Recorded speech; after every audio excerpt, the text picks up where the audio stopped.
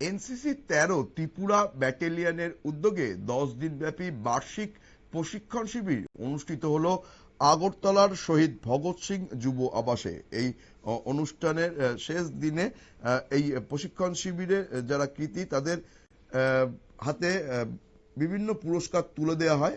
এই অনুষ্ঠানে প্রধান অতিথি হিসেবে উপস্থিত ছিলেন এনসিসির উত্তর পূর্বাঞ্চলের অ্যাডিশনাল ডাইরেক্টর জেনারেল অনুরাগ ভিজ।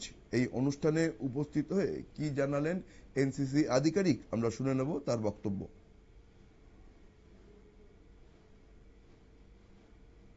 और इससे यूथ के ऊपर क्या प्रभाव पड़ते हैं इसके बारे में।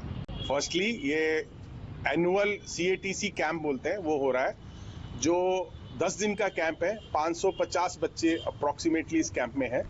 ये तकरीबन हर बच्चा जो एनसीसी में एनरोल करता है उसको एक कैंप कराया जाता है उसकी ट्रेनिंग के एक ईयर के अंदर, और सेकेंड और थर्ड ईयर। इस मकसद सबसे पहले बच्चों को discipline, secondly unity, third nationalism, fourthly जो खराब आदतें हैं जैसे ड्रग्स, जैसे एक्सेसिव यूज ऑफ मोबाइल, इन सब से दूर रखना, और लास्टली आपस में एक दूसरे के अंदर दोस्ती बनाना।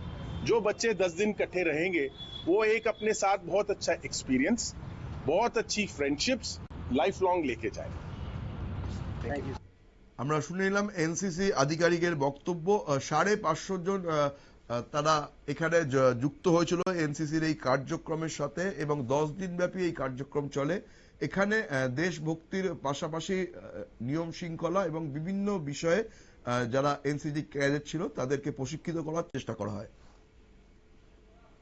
সংবাদ এখন এ পর্যন্তই। পরবর্তী সমস্ত খবরের আপডেট পেতে নজর রাখুন একমাত্র নিউজ ভ্যানগার্ডের পর্দায়। নমস্কার।